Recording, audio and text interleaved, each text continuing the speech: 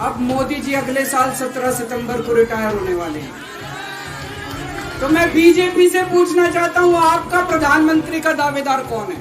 इस प्रकार की भ्रांति फैला रहे हैं। क्या अमित शाह मोदी की गारंटी पूरी करेंगे?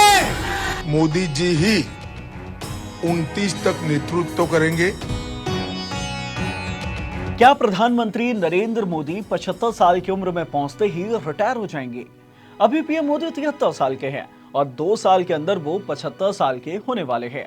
ऐसे में विपक्षी नेता ये सवाल खड़ा कर रहे हैं कि क्या जैसे आडवाणी और मुरली मनोहर जोशी को रिटायर किया गया, ठीक वैसे ही क्या पीएम मोदी भी खुद 75 साल की उम्र में पहुंचते ही रिटायरमेंट ले लेंगे? जेल से छूटते ही दिल्ली के मुख्यमंत्री अरविंद केजरीवाल ने चुनावी रैली में इस सवाल को उठाया। यहां तक कि तेलंगाना के मुख्यमंत्री रेवंत रेड्डी भी यह सवाल उठा चुके हैं और अब तो खुद केंद्रीय गृह मंत्री अमित शाह को भी इसे लेकर सफाई देनी पड़ी है। कहा जा रहा है कि बीजेपी के संविधान में ही 75 साल का प्रावधान है। अब ये तो सभी आरोप है, लेकिन असली सच्चाई क्या है जानते हैं इस वीडियो में। जानने की कोशिश करते हैं कि क्या सचमुच बीजेपी के संविधान में कोई 75 साल वाला प्रावधान है और पीएम मोदी का रिटायरमेंट और सीएम योगी को हटाने के दावे पर अमित शाह का क्या कहना है। Hello everyone, I am Himanshu and you are watching uncut. CM Arvind Kejriwal अभी 2 जून तक के लिए जमानत पर जेल से बाहर आए हुए हैं और बाहर आते ही वो अपने चुनावी मिशन पर लग गए हैं। केजरीवाल ने 11 मई को दिल्ली में चुनावी रैली की। इस दौरान एक सम्मेलन में केजरीवाल का पीएम मोदी के प्रति गुस्सा फूट पड़ा। केजरीवाल ने इस दौरान पीएम मोदी और बीजेपी पर तरह तरह के आरोप भी लगाए। केजरीवाल ने कहा कि पीएम मोदी 17 सितंबर को 75 साल के हो रहे हैं। उन्होंने नियम बनाया है कि पार्टी में नेता कोई भी हो 75 साल के बाद रिटायर हो जाएंगे। लाल कृष्ण आडवाणी, मुरली मनोहर जोशी, सुमित्रा महाजन और यशवंत सिन्हा रिटायर हो गए और अब पीएम मोदी रिटायर होने जा रहे हैं। मोदी जी अगले साल 17 सितंबर को 75 साल के हो रहे हैं।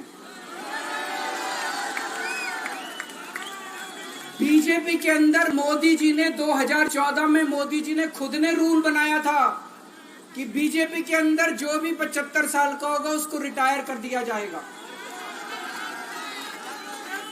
सबसे पहले आडवाणी जी को रिटायर किया गया, उसके बाद मुरली मनोहर जोशी जी को रिटायर किया गया, फिर सुमित्रा महाजन को रिटायर किया गया, फिर यशवंत सिन्हा को रिटायर किया गया। अब मोदी जी अगले साल 17 सितंबर को रिटायर होने वाले हैं। तो मैं बीजेपी से पूछना चाहता हूं, आपका प्रधानमंत्री का दावेदार कौन है? अब केजरीवाल इतने में ही नहीं रुके।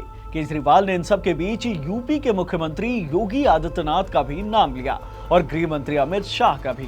केजरीवाल ने दावा किया कि अगर बीजेपी इस बार सरकार बनाती है तो ये लोग जल्द ही योगी आदित्यनाथ को पद से हटाएंगे और पीएम मोदी के रिटायरमेंट के बाद अमित शाह को पीएम बना दिया जाएगा।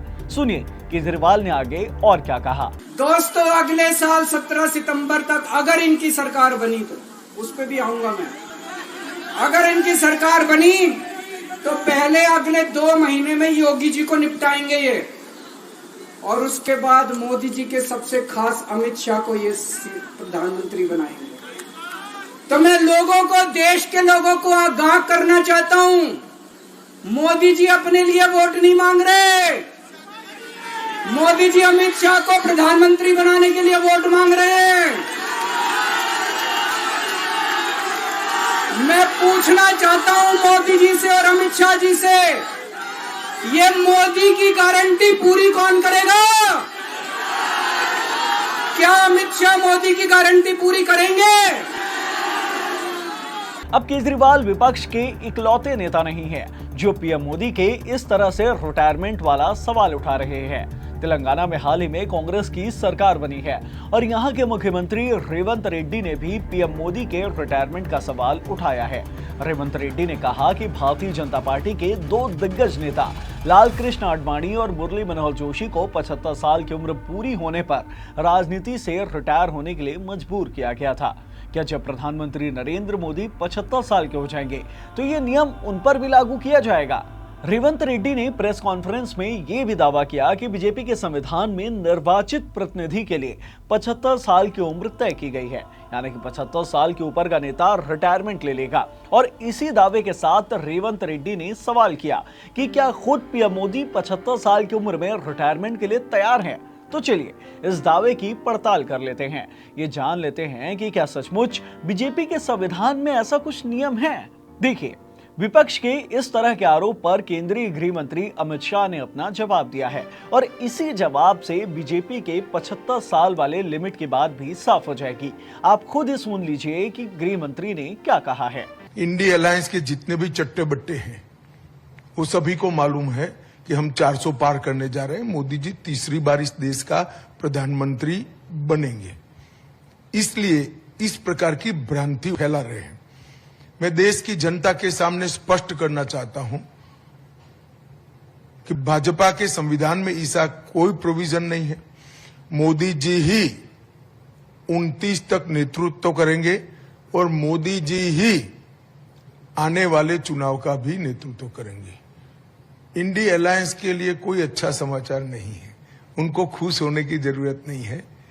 उनको ज्यादा परिश्रम करना चाहिए, भ्रष्टाचार बंद करना चाहिए और लोगों के प्रति सहानुभूति और संवेदनशीलता के साथ काम करना चाहिए। इसकी जगह इस प्रकार के झूठे भ्रम फैलाकर वो चुनाव नहीं जीत सकते। मोदी जी इस देश को बहुत आगे ले गए हैं और मोदी जी को इस देश को और आगे ले जाना है।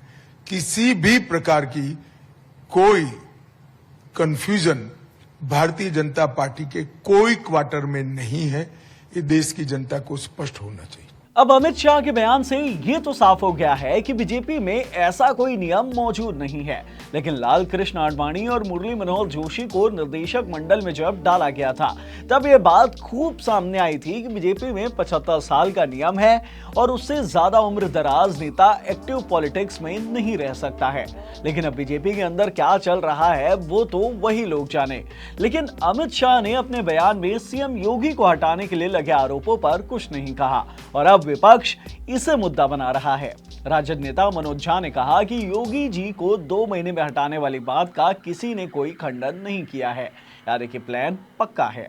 चुनाव से ठीक पहले विपक्ष अब पीएम मोदी के रिटायरमेंट वाले मुद्दे को खूब भुनाने की कोशिश में है। अब विपक्ष इसमें कितना कामयाब हो पाता है और इससे बीजेपी के वोट में कितनी बड़ी सेंध लगा पाता है वो तो देखने वाली बात होगी। हालांकि बीजेपी भी इस मुद्दे को खारिज करने में जुट गई है और मामले में जो भी अपडेट सामने आ रहे हैं वो हम आपको तो बताते ही जा रहे हैं। इस वाले वीडियो में इतना ही। अगर इस वीडियो से मिली नॉलेज आपको पसंद आई हो तो इसे लाइक करें, शेयर करें, साथ ही हमारे चैनल अनकट को जरूर सब्सक्राइब करें। धन्यवाद।